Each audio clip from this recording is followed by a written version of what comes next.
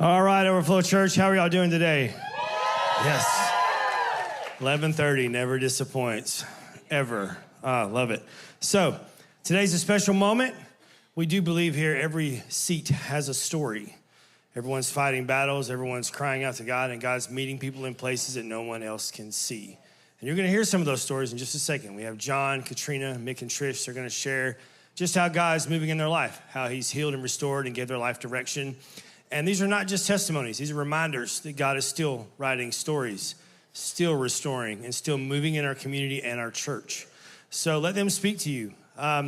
Whether you find yourself in their story or it makes you realize you're not alone, whatever that looks like. Well, let's just honor their courage, their transparency, their vulnerability, and just every bit of God's goodness in their stories. So let's welcome them and give them a round of applause. All right. So first up is John Shannon. Oh, I love you, John. I do. I love John Shannon. As fun as he is, we're both very similar, very likable people. Yeah, lovable, very lovable people. Very sure of that. But I do love John. I love his story, and just what he's so honest and transparent. That's what I love about him. He just brings it all to the table right up front. So, John, tell us your story, man. Let's do it. Third time's a charm. All right, everybody, thank you for being here. My name is John. I've been going to Overflow for about 4 years, actually attended for 3. The first year I was just kind of mingling. Alex used to point me out, not directly, but he would call out the people who were standing there with their hands in their pockets or their arms crossed. And it was like a really indirect way of calling me out. And then I got to know him, and he was like, I was definitely calling you out. What I've been saying is if you feel like you're there with your hands in your pockets and you feel like he's calling you out, he is probably calling you out because he wants more for you. And what more could you ask for from a leader of a church? So let's get started. The first 2 times I went over a lot. I'm trying to condense this quite a bit. I've got about an hour of talking already. No. Close. I've been going Overflow for 4 years. I'm very involved. I'm on a lot of teams. I'm going to give a quick shout out to production. It's the best team in the house. If you want to feel involved and feel the vibe of the music and worship pump through your veins, production is the place to be. Done. So I grew up in Detroit, Michigan.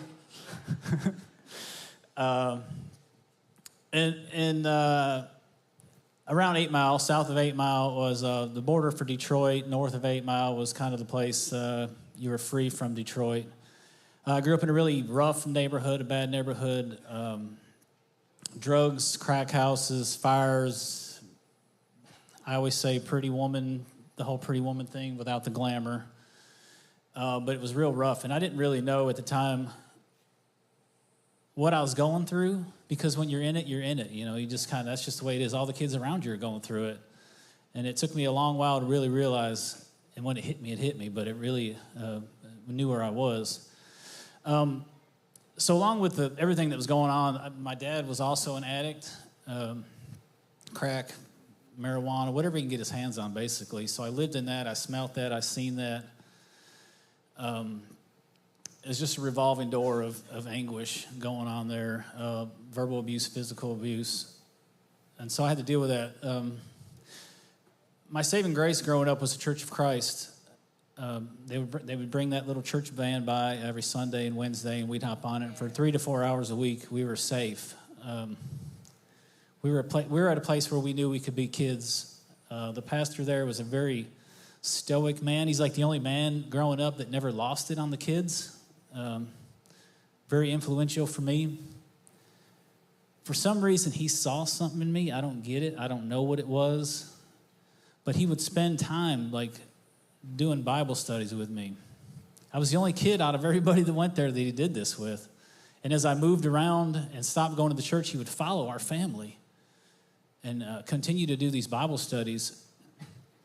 I didn't know what he was doing at the time.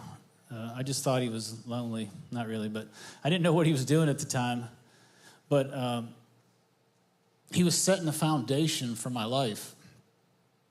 He was instilling that word.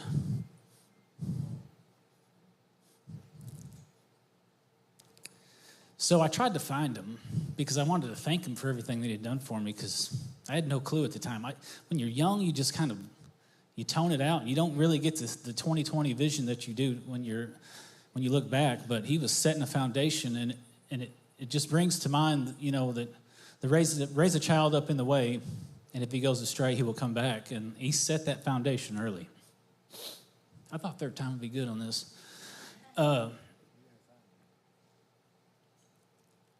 So he did that for me, and I didn't get a chance to say thank you. But I know when it comes time for me to walk through those pearly gates, that if he is not standing at that gate, that's the first person I'm going to go look for.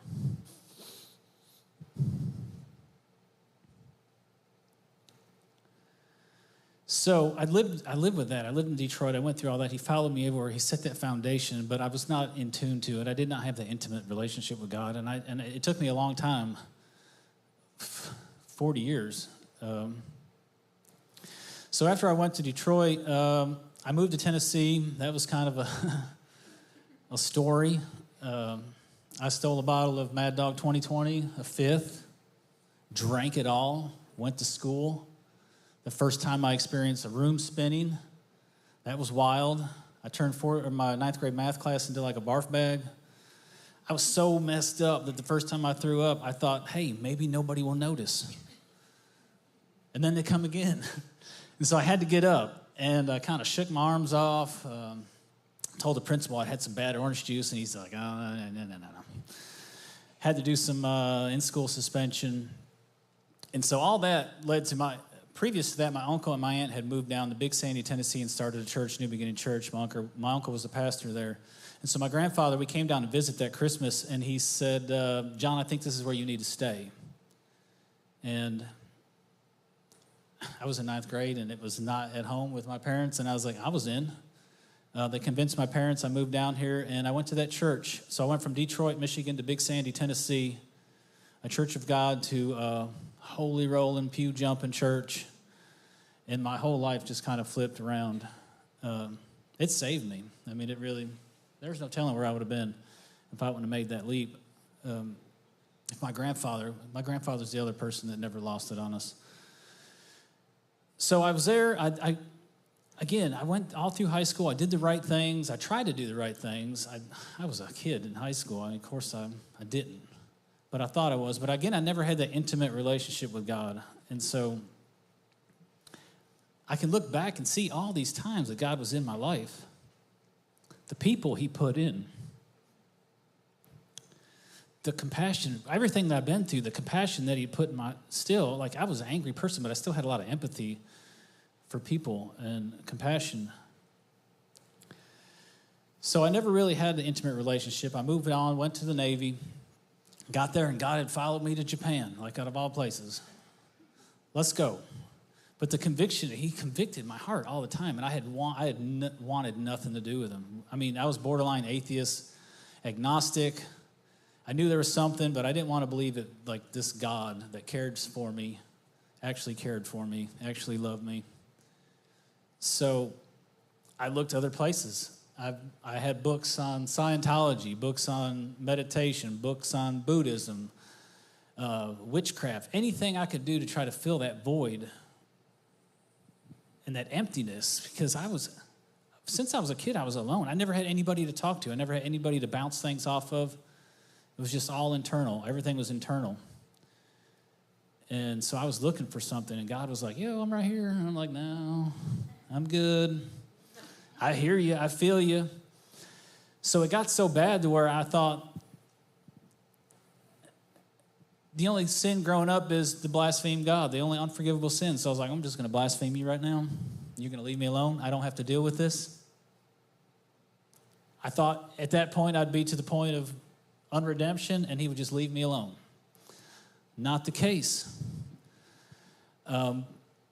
But I just stayed in that position where I was not intimate with God, didn't want nothing to do with God. I would attend church, but I wouldn't do it for church. I wouldn't do it for God. I would do it for a community, to help people, to work in the soup kitchens, to do things like that, just to have a community, because it was lonely. There was a lot of loneliness, but it was never about God. Like, I could walk away in a heartbeat. And And I did that over and over and over again and lived in this darkness and this repetitiveness. And the verse that comes to mind is 2 Peter 2:22, and he talks about the dog returning to the vomit and the washed pig running directly into the mud, and that's what I did. I would go back to it. I would try to fix myself. It wouldn't work. I would just run back to my habit. And I never thought my story was worth telling because I never hit rock bottom. I never was addicted to hard drugs. I wasn't an alcoholic. On the outside, I was presentable. Inside was turmoil, but the outside I was okay, seemingly. But the three sins that really, these are the main three sins. Of course, I sin on all kinds of things, but these are the main three sins that really plagued me was smoking marijuana, which I know that's not a hard drug, but it does have a draw. Pornography and anger. And the first two I could keep hid real well. Like nobody's seen that side of me. And I should have known, because anytime I went into Walmart high as a kite, if I seen somebody I knew, I'd avoid them. So I should have known deep down that that's not where I needed to be. But those are things I could keep hid, and I could present myself in a good way. And inside was darkness. So you always say I never want to grow up to be like my dad or whoever, my mom. I grew up exactly like my dad. I had a lot of anger. I was never physically abusive with anybody, but I had a lot of anger, a lot of verbal abuse. And it's just something that I battle with today. I really have to get hold of my anger sometimes. But the other two, I'll get to that in a minute. So I got married a second time to Heather. Shannon, you probably know her. If not, you will, because she's everywhere. She's on this stage again later on. Just the greatest thing that's ever happened to me as a person. I've never had anybody that's been hands down supportive. Somebody that can see through my crap every time and go to the underlying, this is why you're doing this. And it took her forever. For me to see, she would say, I'm not your enemy. I'm not your enemy. And it made me think, where's my enemy? I want to put it on somebody. And she's like, this is not me. I'm not doing this to you. And so I had to be really introspective and think about that. So we moved to McKenzie. She was from Milan. I was from Paris. We moved to McKenzie. That way our kids can go to school. We kind of have a hub city. And this is around 2020. Overflow was going. She started to come to Overflow. And she really plugged in. I didn't. It took me a while. I didn't want to believe. I didn't want to take part of it. She would come home. I would say feeling guilty. She says convicted. But I would say, why are you going to that church? You come home feeling bad every time. Don't go. Don't go. I'll make breakfast. We'll be good. We'll sleep in together. Have coffee. But she did. And she continued to come. And just like that preacher that was planting that seed,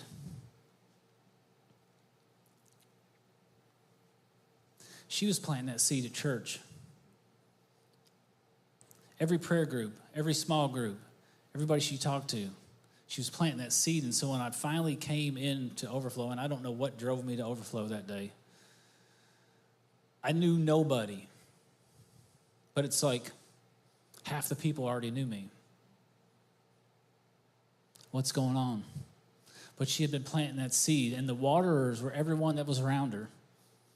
The women groups that she was in.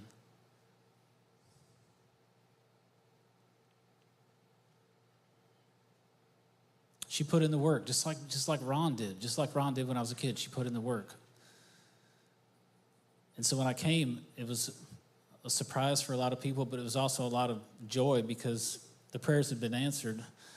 So for the next year, I didn't really get involved. I wasn't on a team. I wasn't anything. I was there, the guy with his hands in his pockets, his arms crossed, just staring. Alex calling me out every week.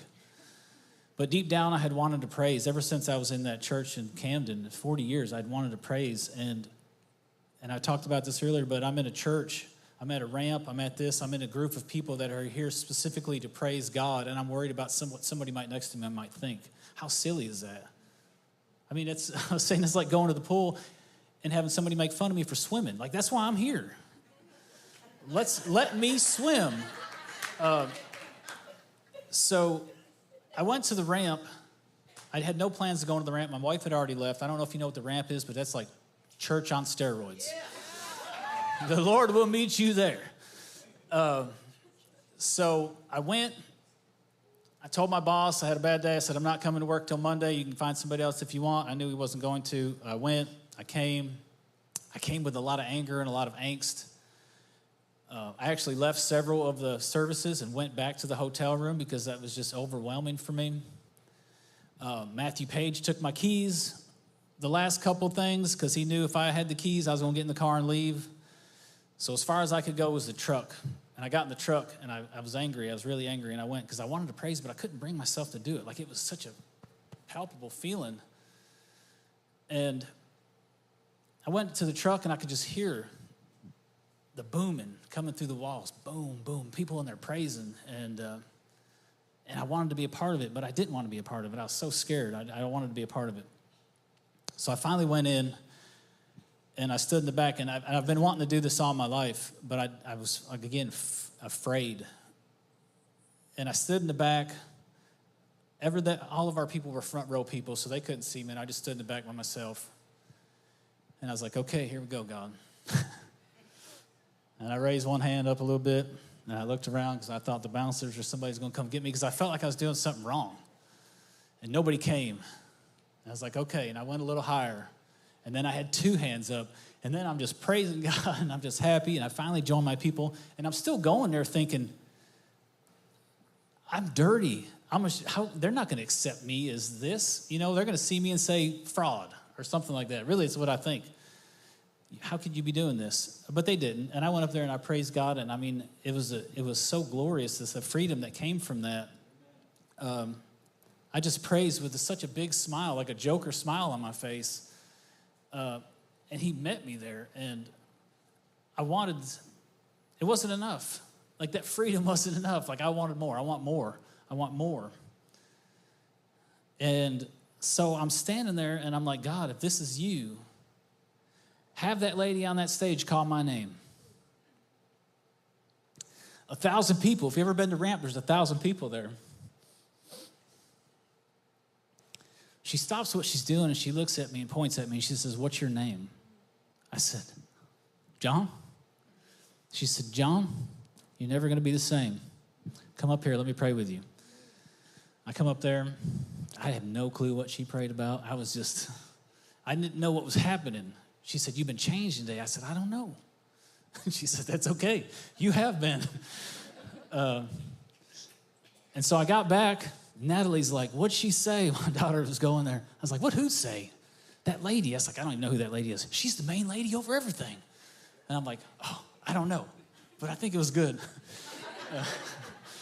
And so the rest of the time, I just prayed and worshiped, and it just changed my life. And from that very moment, I got baptized that weekend. I got saved that weekend. My life changed 180 degrees. Everything that I thought changed. Everything. Like, I smoked marijuana. I quit that day in July, 3 years ago. Pornography. I quit that day in July, 3 years ago. And it's such instant change. Like, I know that doesn't happen for everybody, but it happened for me because I think he knew that I needed it. And I never knew the darkness that I had over my life. I never knew the darkness and the stronghold I had over my life, because you can walk through a dark room with a little bit of light, but you don't realize how dark it is until the light shines. And you look and you're like, okay. So it just means so much to me that God met me in that place, and that I'm continuing to grow in him, and I'm greedy, and I want more, and I want more. And all I want to do is walk with God in everything that I do.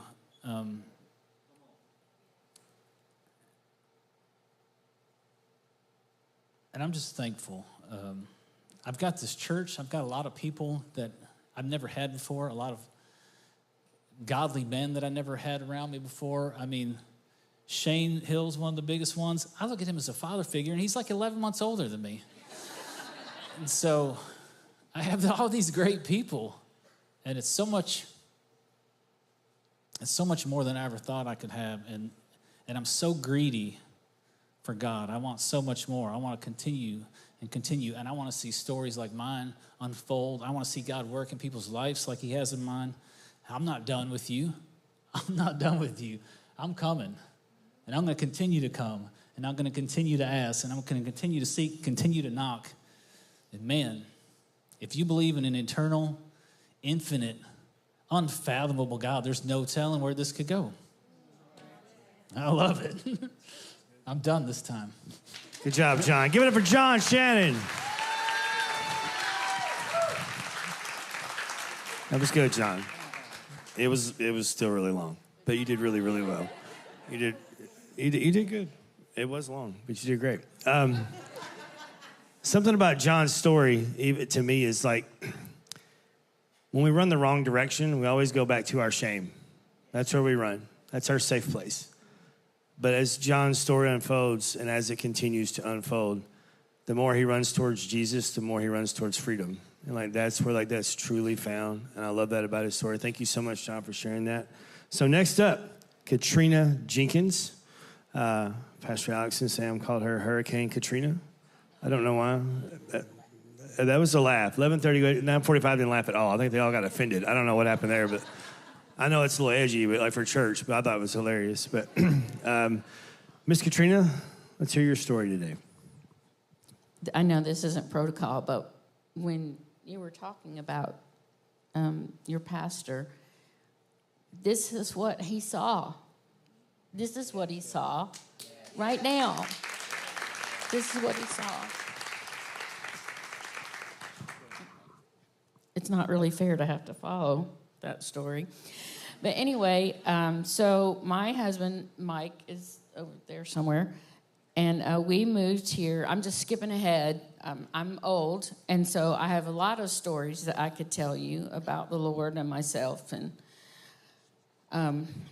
but today I have something specific, a little more specific that I want to talk about. But anyway, we moved here obviously about the time you guys started coming to church, because we moved here in December of 2021 to be closer to our daughter's family and to our grandchildren.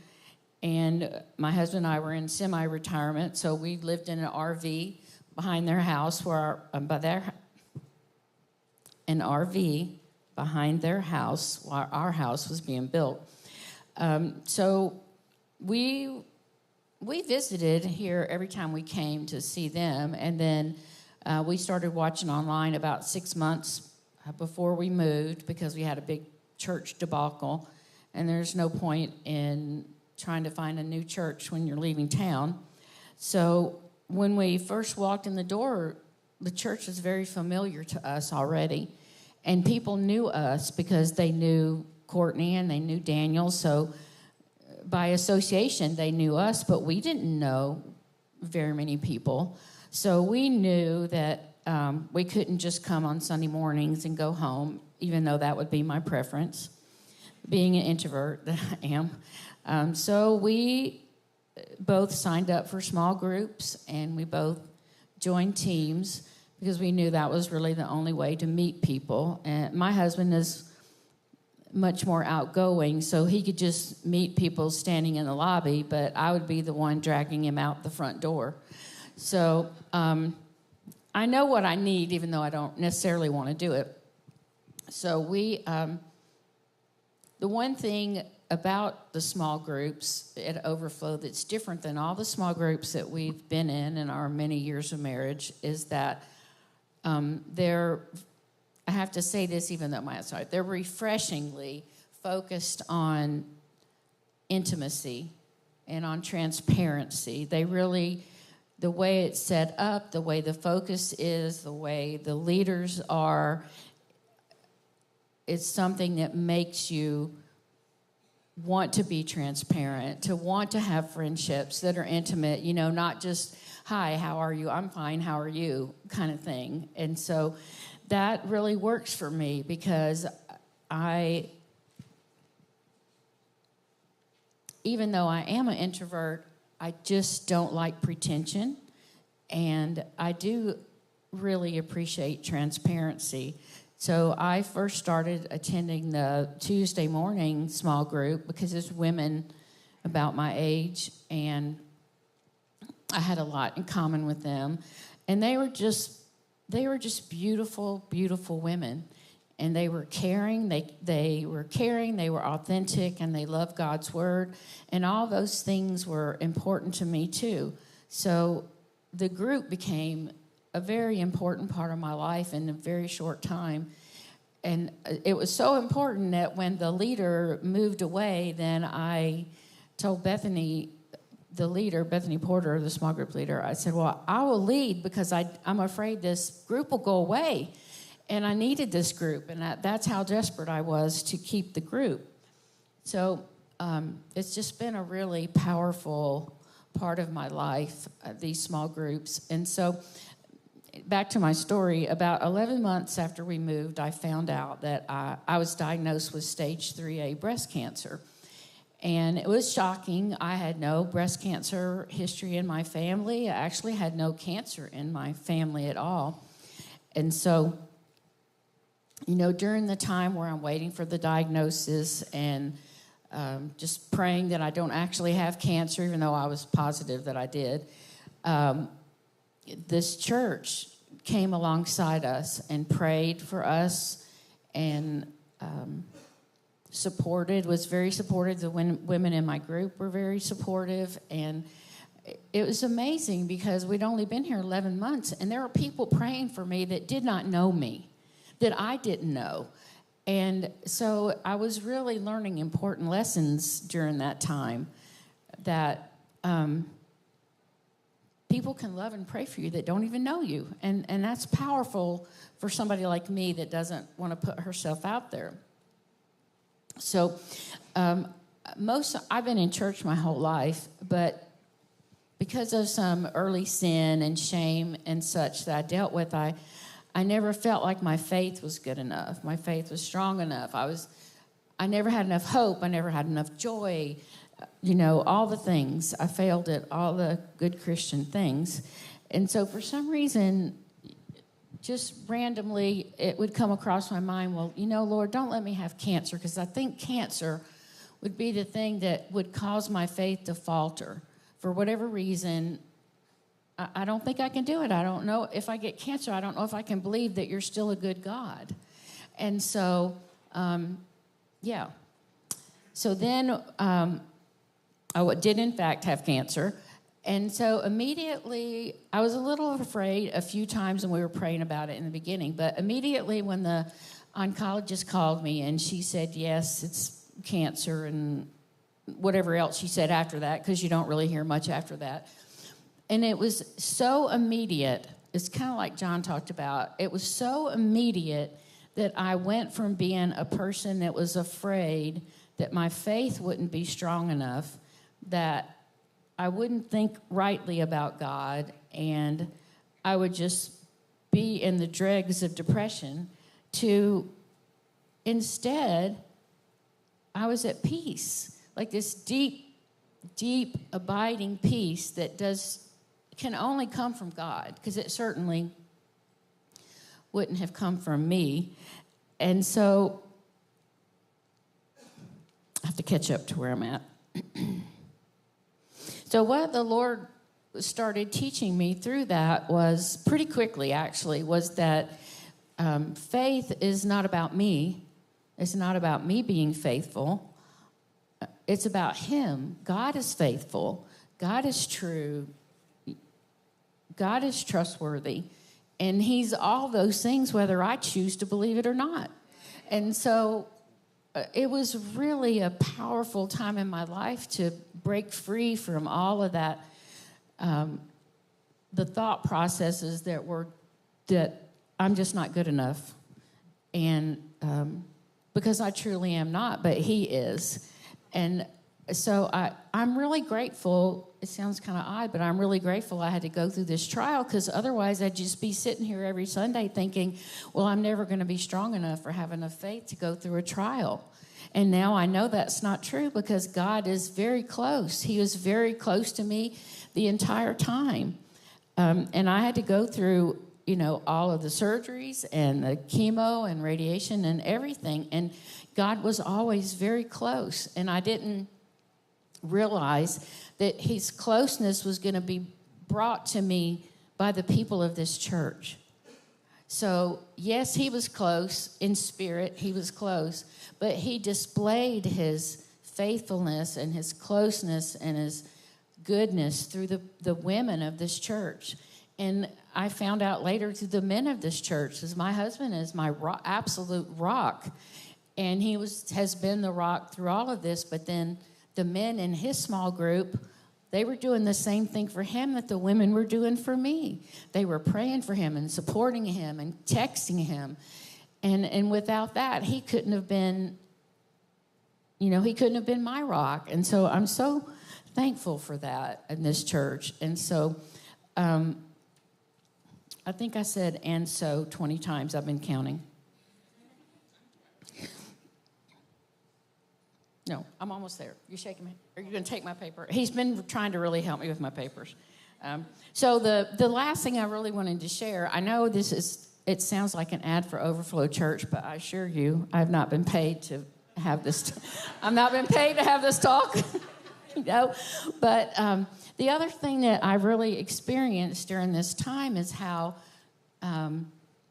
several women in this church have really taken interest in me for some reason and tried to grow and stretch me and push me off the edge off the edge.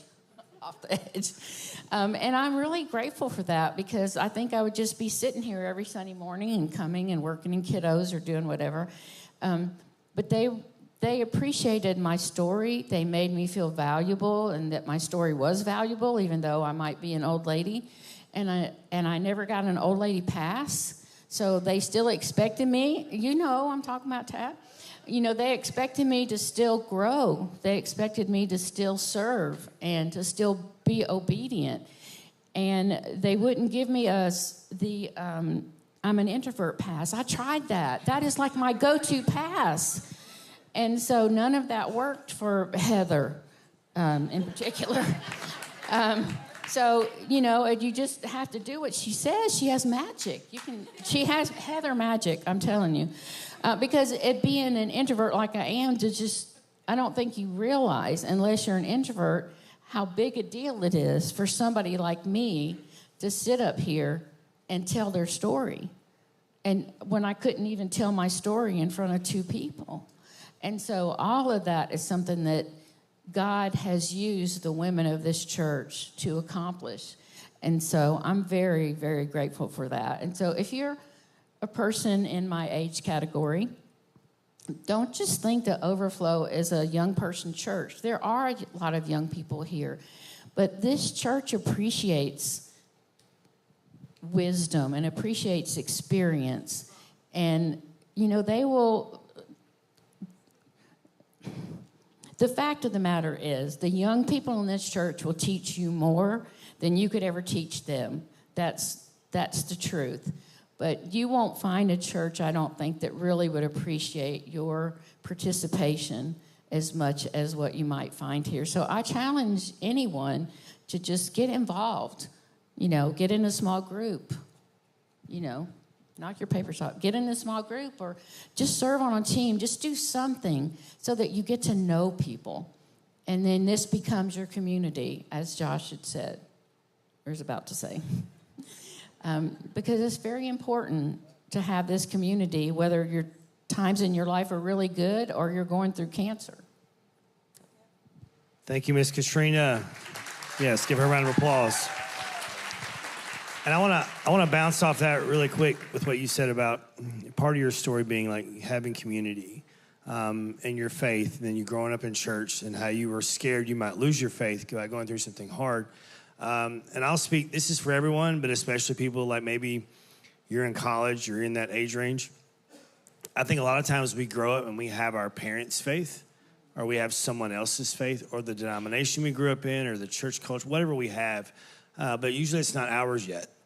And something will happen. Like there will be a moment in life you're going to come to a road, and it's going to be something big. Could be, could be bad, could be good, or whatever, but it's going to challenge your faith. And when you don't have community like she had, you can get to a place where you can deconstruct everything you think and believe. But if you've got people around you to support you and love you and walk through those things with you, that's where you can actually build your own faith, your own relationship with Christ, and actually grow that. And even talking about what she said about, being able to serve. You're not old either, by the way. Like, we always like young and old. Those are two words they drive me nuts sometimes. But it's in our mission statement. Everyone has value here. No matter where you come from, it's all ages, all races, all walks of life. It's not even we don't care where you've been. We don't care where you are. Like, it doesn't matter, it doesn't matter any of those things. Like, you have an opportunity to serve here, to grow here, and to find out what your full potential is. So thank you so much, Miss Katrina, for sharing your story. Next up, give her another round of applause. That's good. Next up is Mick and Trish Mitchell. Now, Trish is going to tell most of their story. Mick's going to have a couple words to say here in just a second. That's going to be all he says. But we love Mick. That's why we joke with him. So anyway, you guys have the floor. Yeah, so like you said, my name's Trish, and this is my husband, Mick, and I'm going to let him say hi. Hello, everyone. He was kind of obligated to say something, so that's all you get. So our story starts last April. My mom actually reached out to a couple people at the church after finding out that our church does Serve My City Day, and a lot of times that's not just the outside community, but members of the church as well. And so she reached out to them and kind of told them that we were having some issues with our home, and we didn't really have the finances to be able to fix it. And so they were super interested in jumping in and just kind of finding out about it. And so Josh and a couple other people came to our house and just kind of looked at it and looked at some other things that was going on in the home. And basically, it's very bad. Like, we needed our floor replaced because there's holes in the floor, and it rains inside, and we don't have central heat and air, so winter's really dangerous, and all these things. And having kids there, it was just very difficult for us to stay positive, even though we knew we had a roof at the time. And so they kind of told us that they could sink all this money into the house, whether it's fixing the floor, but we still had all these other things that needed to be fixed, and it was really pointless. And so that's something that we knew we was going to hear. We knew the condition of the home, and so it wasn't a surprise.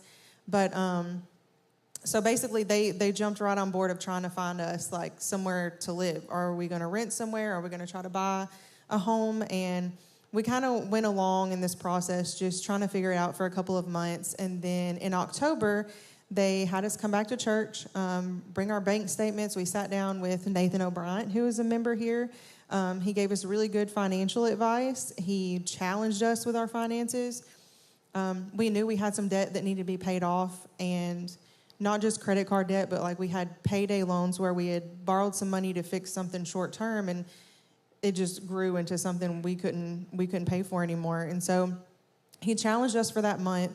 After the month is over, we were able to pay down a lot of our debt, and on top of that, we anonymously had some of our other debt paid off. So the payday loans were paid off. So that was a big relief for us. And we get to December, the night before Live to Give Sunday, and we're filling out our envelope on the front of what we're praying for the next year. And at the very bottom of it, I wrote very specific things. So like being in a home that doesn't have holes in the floor and all these different things. And I thought it would be really cool to put a Bible verse on the back of the envelope. And so I flipped through the Bible for about an hour, and I come to Psalm 27:13, and it says, "I'm confident in this. I will see the goodness of the Lord in the land of the living."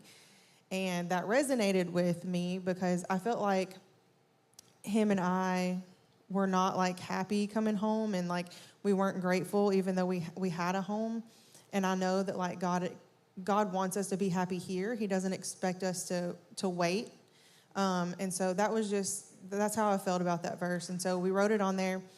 The next morning, on the way to church, we stopped at the ATM, and he pulls up to the window, and I tell him the amount to take out, and he just kind of stares at me because it's more than what he anticipated us to put out. And I told him that I felt like God was calling us to give this amount, even though it left us with hardly anything for the rest of the week or whenever we got paid. And so he takes it out, we put it in the envelope, and we get here that morning, and during service, Pastor Alex asked for us to pray over our envelope as a family. And so we did that, and then he starts praying over us as a whole group. And while he's doing that, he says something along the lines of, we're praying for the people in this room that they will see the goodness of God in the land of the living. And so in that moment was such a defining moment in our lives, because we realized that God saw our obedience, and not just did he see our obedience, but he also wanted us to know that he saw that, because he spoke through someone else. And that was such a big faith builder for us too, that like we could get somewhere with this, because, he confirmed that for us. And so we left that day super encouraged, and so much so that the day after Christmas, I went to the store and bought tons of like Christmas decorations. And I brought them home, and he's like, well, what are you doing with all this stuff? And I said, well, we're going to open it next year in our new home. And so we get through January of this year, and we're still not sure if we want to move, if we're going to kind of stay where we're at. But we visited Clayton Homes in Paris, and that was in February, and we met a guy named Caleb. He was great. He showed us a bunch of homes, and we basically kind of pre-applied, I guess you can say, and left that day. Neither one of us truly even thought it was going to be possible for us to get a home, because we still thought our debt was too bad or whatever. And later on that week, we found out that we were approved to get a home, and we had land and all these things. And so it was super cool just to be able to hear that, like, that's a goal that we could obtain now. And so we get to the end of May, and we had picked out a home, and we was getting ready to close, and something just kind of told us, like, there were very specific things we wanted in a home, and some of them we didn't have picked out. And so we just kind of thought, okay, if this is what we're going to be in forever, like, we want to get the one that has all the things we want. And so we changed our mind last minute, changed the whole home, and then after redoing all the paperwork, we get to the end of July, and it's on a Thursday. And we go in to close on our home, and there are 3 people there. So it's Caleb, who was the sales rep, and Chase, who was the manager, and then Heather, who was doing our closing. And Caleb had asked us before we started, he said, you guys have plans this weekend? And I said, yeah, we're actually leaving for summer ramp tomorrow. And he was like, oh, yeah, I know what that is, which to me was odd, because I feel like a lot of people in our church know what the ramp is, but outside of here, at least locally, it's kind of odd, I guess. And he said, I used to live in Cleveland, Tennessee, where they have the other ramp. And so he was very familiar with it, and I thought that was really neat. And we go through the whole closing process, and the woman that was doing our closing, it was very scary how familiar she looked and talked, and her mannerisms and all these things. And so after we get finished, we get to talking about church, and she's like, well, where do you go? And I said, Overflow. She said, yeah, my sister goes there. Well, she didn't have to tell me her sister's name, because it's Alicia Crawford, and they look exactly alike. So I already knew who her sister was. So we walk out of the room, we go to take a picture, and I just felt like I needed to go back in and ask her, like, hey, can I tell you how we got to this point? And so I shared our story with her, and just like felt super encouraged, just because we were leaving that day knowing that, we would be in a new home. And later that afternoon, I text Pastor Josh and Pastor Alex, and Alex wrote back and said that he actually went to school with Chase. And so I thought it was really neat that all 3 of the people that was involved in our closing, it was just like another confirmation from God that, like, we were on the right path because of the people that were there. And so to kind of get caught up where we are now, in October, our home was delivered, and they have been working on it since then.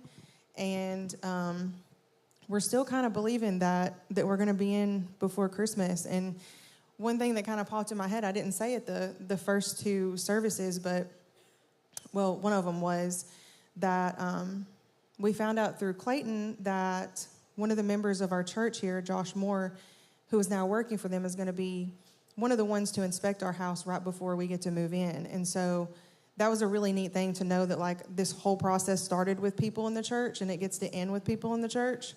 And then two, like I was just kind of thinking while we were sitting here talking, so many of our stories are about obedience. Like we all went through that, but I also feel like, you know, it's very important to know that God doesn't call us to be comfortable. He calls us to be obedient. And that's so important because what we did out of obedience was not comfortable at all, you know, but like it was the first time we had done something like that. And we just put it, you know, towards this year. And so we're still hoping to be in for Christmas. So. Wow. Another round of applause. Nick and Trish, Mitchel. Man, and you're right. It is obedience because faith and obedience are built together. And like faith is not this stagnant thing that we just sit and wait for God to do something.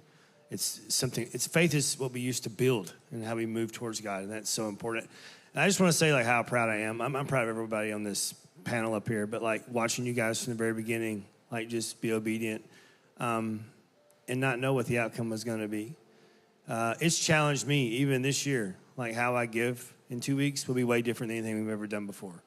Because I do know, and I've said this even today, the closest I ever feel to God is when I give him my best.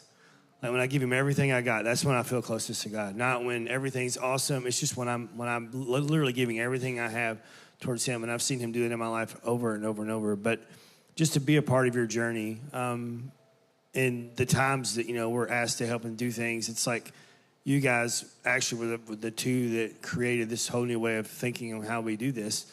But to see you just go for it and to really do it and to like take ownership of it and like let God just take care of the outcome and you work the process was just super inspiring. And you've inspired me. Mick, you have too.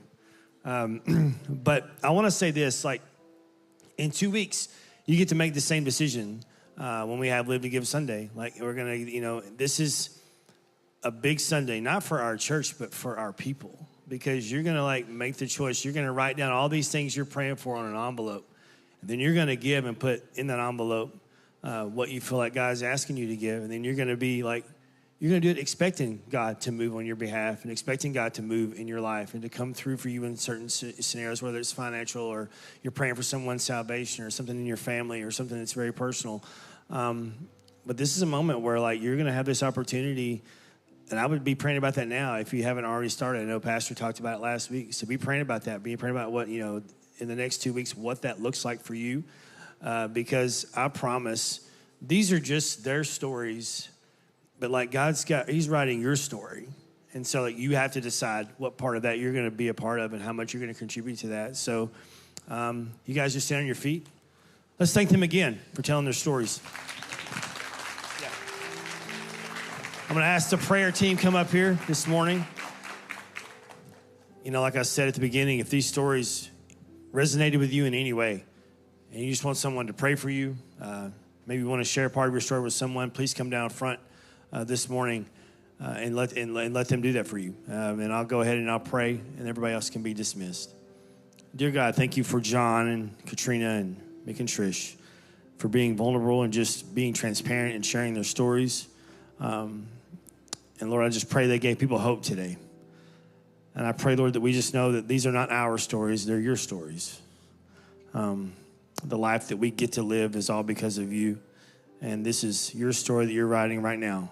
Lord, just I pray that we stay obedient, that we stay walking towards you, walking towards freedom, and not running back to our guilt and our shame. And Lord, I just pray that we'll just keep seeking out community and finding people to love, to talk to be with. God, again, just thank you for who you are. Without you, none of this is possible. Without you, none of this exists. And I'm just incredibly grateful this morning, God, to stand here and just to be able to pray to you, to talk to you, and to communicate with you. Lord, we love you and we thank you. In your name, amen.